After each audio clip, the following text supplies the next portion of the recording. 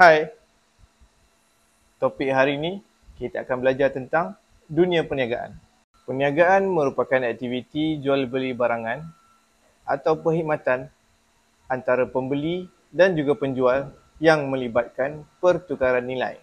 Konsep asas perniagaan ialah penjual akan menawarkan produk dan perkhidmatan dan pembeli akan mencari produk atau perkhidmatan yang diperlukan. Sekiranya pembeli dapat apa yang diperlukan daripada penjual, maka urusan jual beli telah berlaku. Setiap transaksi mempunyai perlindungan undang-undang di bawah Akta Kontrak 1950.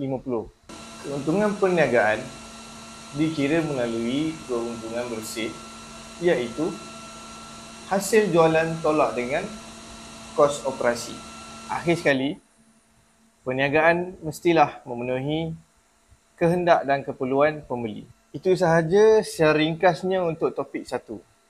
Jadi, untuk topik seterusnya, berjumpa lagi.